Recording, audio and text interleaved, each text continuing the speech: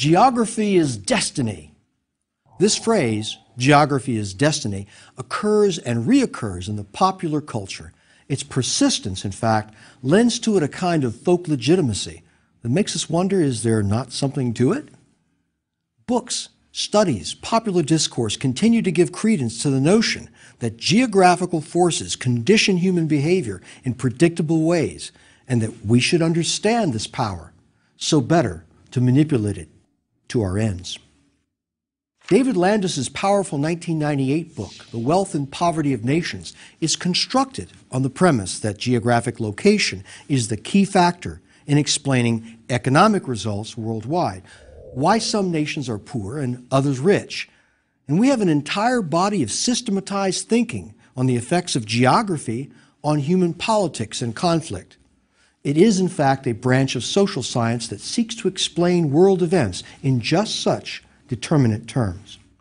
This minor discipline has become one of the buzzwords that has grown in popularity since the 1990s, and it often leavens the heady wine and cheese conversations that people conduct over international politics. That discipline is geopolitics. Geopolitics has been around for as long as recorded history. Even Aristotle engaged in a bit of geographic and ecological determinism when he formulated his conception of the ideal state.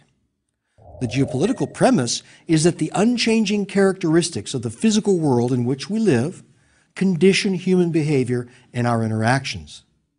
While other influences may be transitory, the permanence of geographic influences can form the basis for explaining the actions of nations and for predicting the future.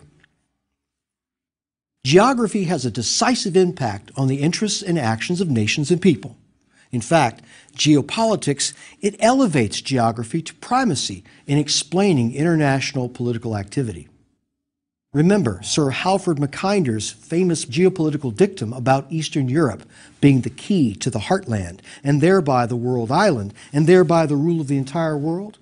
Well, with vague metaphorical concepts like heartland and world island, it's perhaps not surprising that geopolitics has had critics. The field is also derided as geographic determinism, just as Karl Marx's economic theories are criticized as economic determinism. Determinism. Determinism seeks single-factor explanations of complex phenomena, and geopolitics had an unfortunate run of association with the Nazi aspirations of Adolf Hitler, and this tainted the word for more than 4 decades after the close of World War II.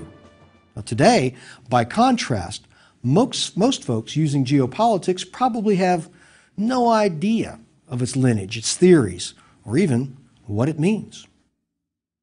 Now, the core idea of geopolitics is this: geography is an important source of political, military, and economic power, and the different aspects of geography afford different degrees of power.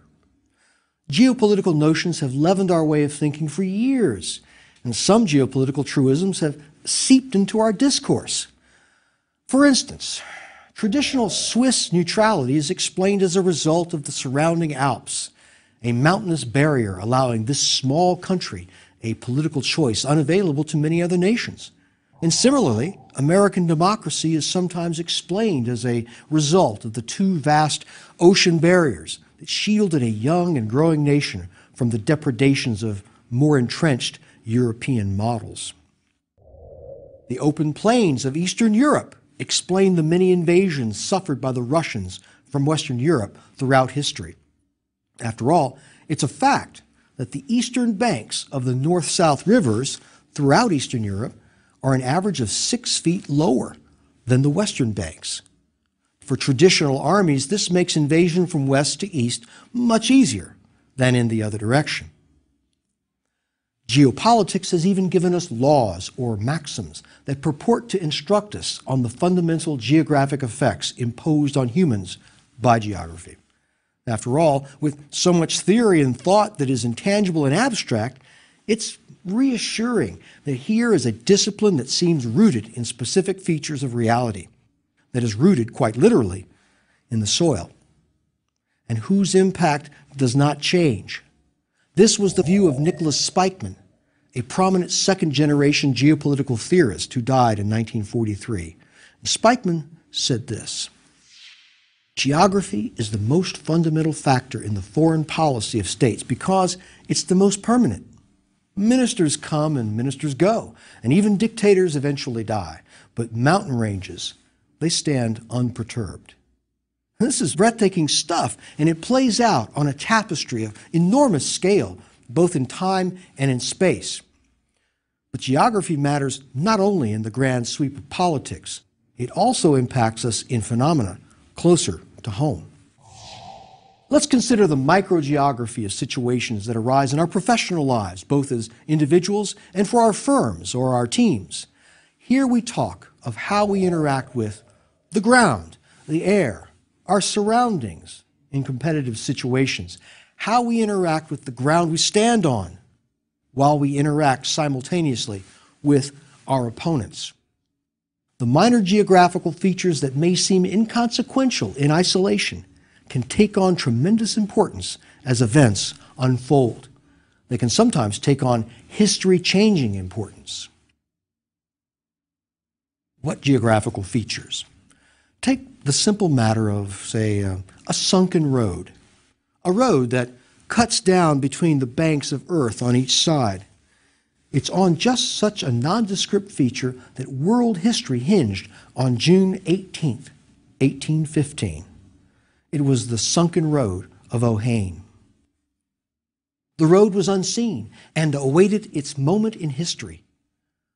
A hollow path no more than 12 feet deep in some places and as wide. It stretched across a battlefield for more than 4 miles.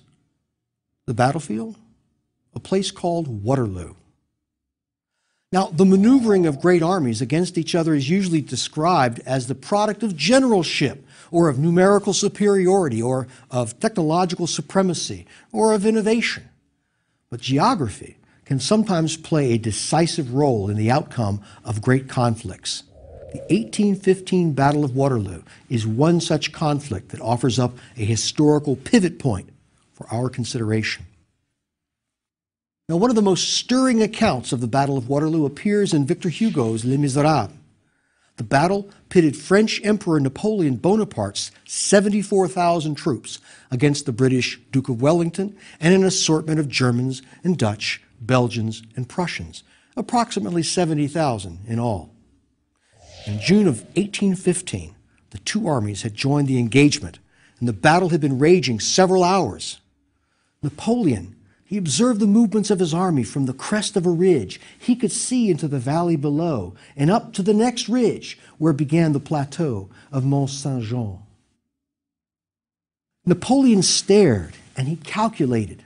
The question before him was, should he send in his cuirassiers against the British, his heavy cavalry? Almost 4,000 cavalrymen riding gigantic horses, a terrifying sight of cavalry led by General Millard. The great General Napoleon surveyed the ground, his keen eye missing nothing. In the classic work of literature, Les Miserables, the writer Victor Hugo described it this way. Before giving the order for this charge of Millard's cuirassiers, Napoleon had scrutinized the ground, but had not been able to see that hollow road, which did not even form a wrinkle on the surface of the plateau. The emperor, he swept his glass for the last time over all the points of the field of battle. He pondered. He examined the slopes. He noted the declivities. He scrutinized the clumps of trees. He seemed to be counting each bush. He gazed at the English barricades of the two highways. He observed the old chapel of St. Nicholas. And then he bent down and spoke in a low voice to the guide Lacoste. Put on the alert by the little white chapel, Napoleon had probably put a question as to the possibility of an obstacle to the guide. The guide Lacoste made a negative sign with his head. The guide had answered no. We might almost affirm that Napoleon's catastrophe originated in that sign of a peasant's head. And then Napoleon acted. He ordered his cuirassiers forward. That's the armored cavalry, named for the cuirass or breastplate they wear. He ordered his cuirassiers to break the infantry squares of the British and to carry the tableland of Mont Saint-Jean. The sunken road of Ohain awaited them, a road that disappeared into a cut not visible from the French commander's position. And it was on this sunken road that world history turned for a few hours on June 18, 1815.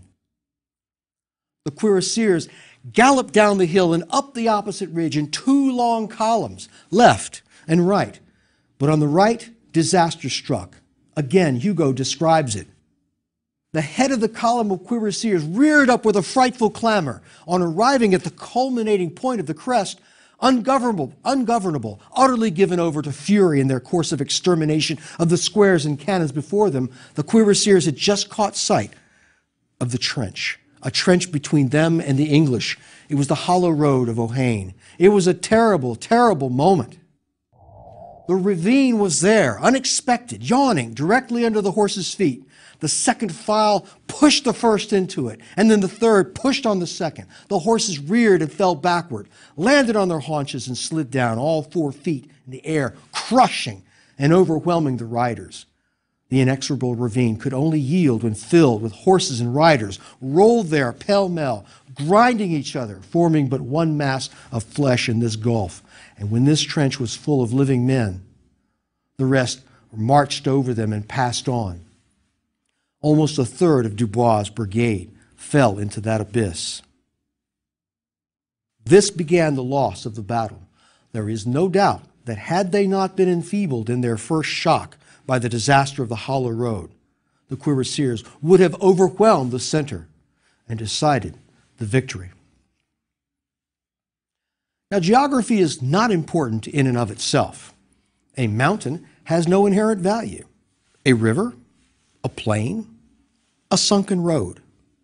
Geography takes on importance only as human beings and machines utilize it to a purpose, and its value is usually temporary. In competition, this interaction takes on the character of a three-way dialectic. Opponents maneuver against each other as they interact with the battlefield. Locations on the battlefield take their significance for the moment with respect to the actual deployment of the forces engaged. This is the process of maneuver or of positioning.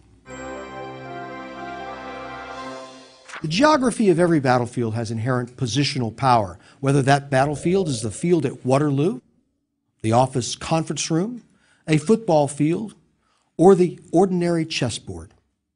This inherent positional power arises from the principles of competition that dictate the terms of engagement on the battlefield.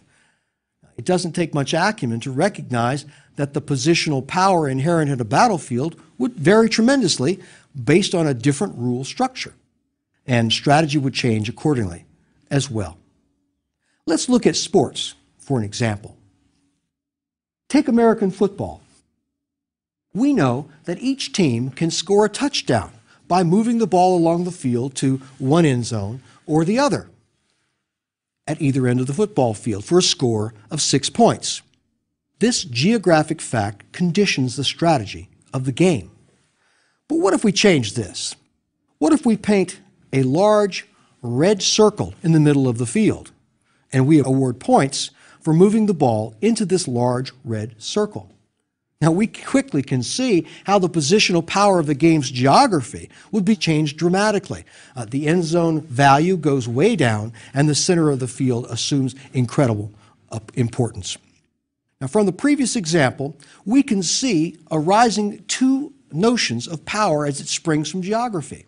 There is potential positional power, and there is realized positional power.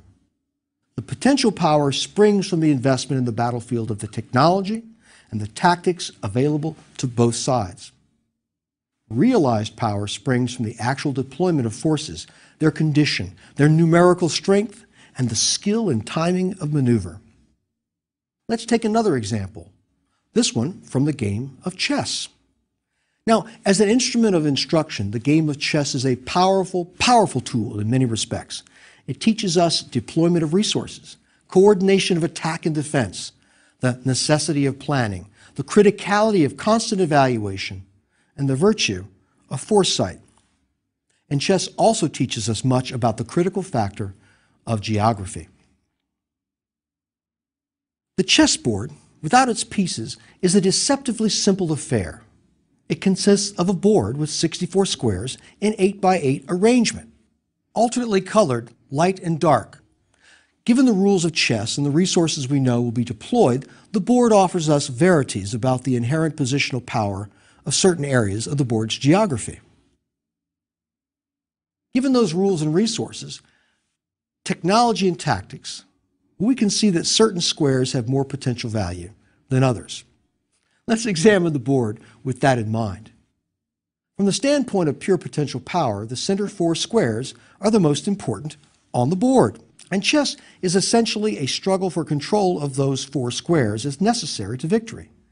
The 8 surrounding squares rank next in importance, and so the strategy of a winning game is based on seizing early control of these 4 central squares as essential to eventual victory.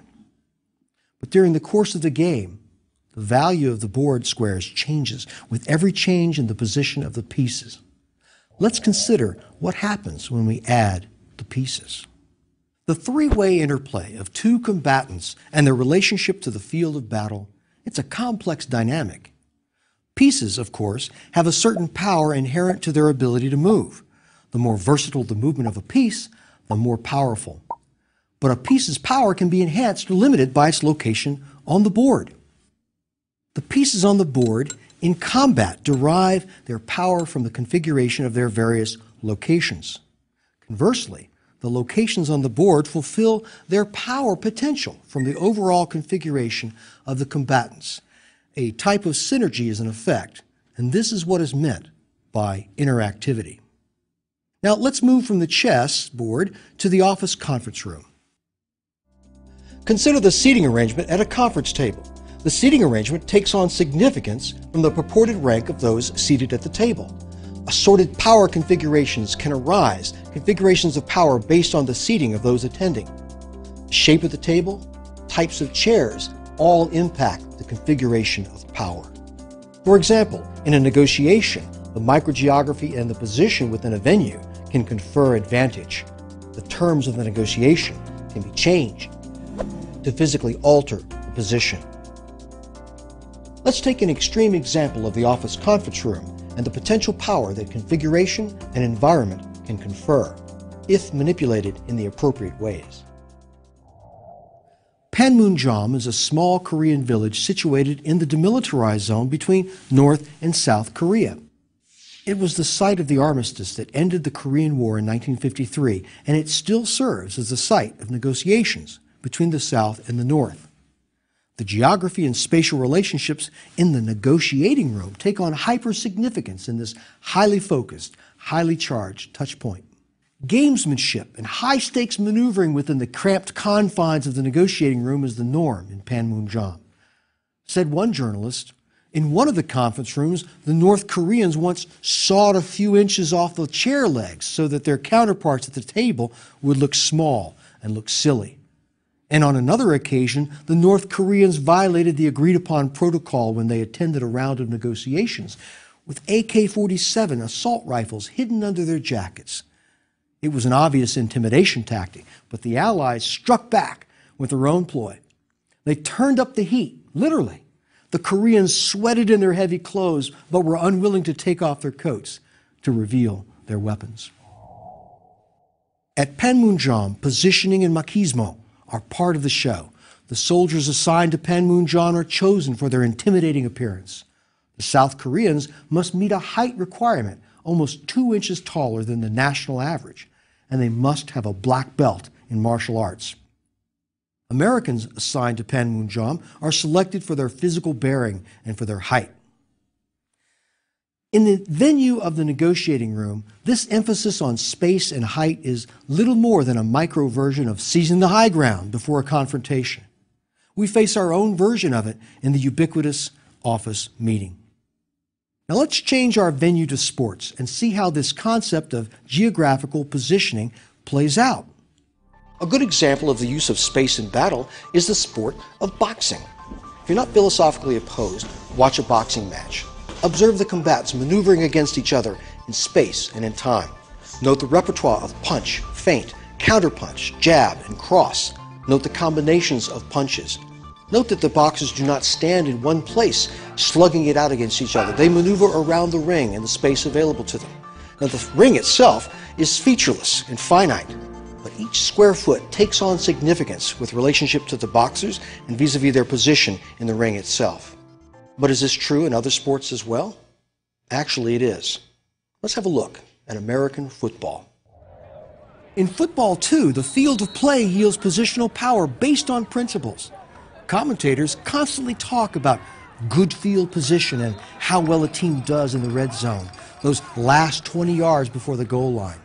Well, as for how to get to those last 20 yards, it's generally best to maintain the ball here in the center of the field, equidistant from each sideline. And this provides a balance of options for both right and left and puts the defense into a position of more uncertainty. So, we can see that geographical positioning can play a major role in either enhancing or decreasing our power in a conflict situation. The military has developed a systematic and sophisticated method for learning about and understanding the ground on which to fight. This tool is called Intelligence Preparation of the Battlefield, or IPB, and it's a lesson or a process that's easily adaptable to our own challenges in arenas other than that of the military. In military scenarios, we know that the high ground confers advantages in principle. Conversely, we know that taking the hill is a daunting proposition.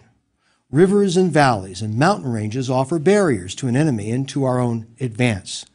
The IPB process systematically assesses the information relevant to friend and foe on a particular battlefield. An intelligence officer collects and evaluates this information and then communicates it in the form of intelligence to the commander. The relevant U.S. military manual describes intelligence preparation of the battlefield in the following way. IPB is a systematic, continuous process of analyzing the threat and the environment in a specific geographic area. It supports staff estimates and military decision-making. The IPB process helps the commander selectively apply and maximize his combat power at critical points in time and space on the battlefield by determining the threat's likely courses of action and by describing the environment your unit is operating within and the effects of the environment on your unit. The intelligence officer employs the IPB process continuously, very much like the intelligence cycle we review in another lecture. Continuous feedback in the IPB process, in theory, can enhance the commander's decision-making. Intelligence preparation of the battlefield consists of 4 steps. First, we define the battlefield environment. This means we identify characteristics of the battlefield that can influence both friendly and competitor operations. We establish the limits of the battlefield, and we identify what we don't know but must know. Second, we describe the battlefield's effects on our operations, on what we intend to do, and this step always includes an examination of terrain and weather, but may also include discussions of the characteristics of geography and infrastructure and their effects on friendly and threat operations, as well as other factors such as politics, civilian press, local population, and demographics. And the third step, we evaluate our competitor. If it's a known competitor, we determine how the threat normally organizes for combat and conducts operations under similar circumstances. We can rely on historical databases and well-developed threat models, but if we face a new or less well-known competitor, we may have to develop our intelligence databases and threat courses of action simultaneously. In the fourth and final step, we determine our competitor's possible courses of action. The main question that we must answer is this: given what our competitor normally prefers to do and the effects of the specific environment in which he's operating now, what are his likely objectives and the courses of action available to him? Now, the intelligence officer performs the IPB process continuously to ensure that intelligence for the commander is always current and useful. And you can see that this IPB process is quite a useful tool. It's the systematic evaluation of the battlefield's environment and an assessment of how it can help you or hinder you. Likewise, what it means to your opponent and how it shapes his likely courses of action. And you can see how IPB is easily adapted for use in the business world as well as your personal decision-making. After all, IPB is done informally by everyone already. The IPB process simply formalizes it, and it deepens it so as to gain even more insight. For us as individuals, the broad lesson here is the importance of geography in our own competitive situations. What potential sources of power are locked in the geography of the likely battlefield? How does geography potentially enhance or degrade strategy? Can you modify your strategy to take advantage of geography or to prevent it degrading your strategy? One of the greatest examples of conducting IPB and then acting on it occurred during World War II. The major lesson of the example is how to respond if you know when and where you'll be attacked. Now, there are several responses to a scenario like this, but the one chosen in this example was brilliant. Call it defense in depth. This was the technique used by the Russians at the 1943 Battle of Kursk, the greatest tank battle in history. To call it defense in depth is an understatement. At Kursk, the Germans mounted what would turn out to be their last major offensive on the Eastern Front of World War II. It was here that the Russians held territory that bulged into the German front over an area 120 miles wide and 90 miles deep and centered on the town of Kursk. In an attempt to cut off the Russian position and trap hundreds of thousands of prisoners, the Germans attacked from north and south in a pincer movement. But the Russians knew of the attack well beforehand through their intelligence network. Over several months, they prepared successive defense lines, making use of the geography of the area to channel the German attack in directions to make them vulnerable. In fact, the Russians altered the terrain significantly and made the battlefield a living hell for the Germans, a tanker's nightmare.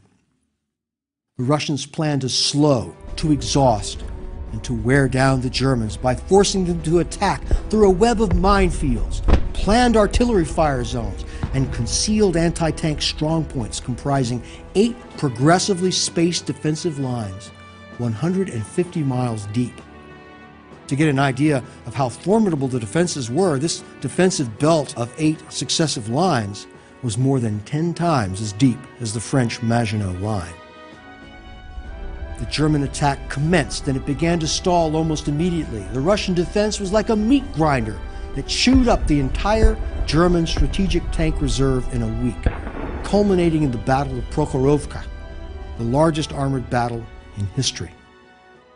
The Germans never broke through, and the strategic initiative passed from the Germans to the Russians for the very last time.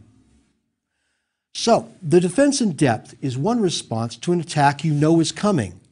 Build your defense in depth so that you withdraw to carefully prepared successive lines. In such a case, encourage your opponent to wear himself out on your metaphorical fortifications. Choose the battlefield carefully and modify it to suit your defense. Prepare a gauntlet for your competitor to pass through.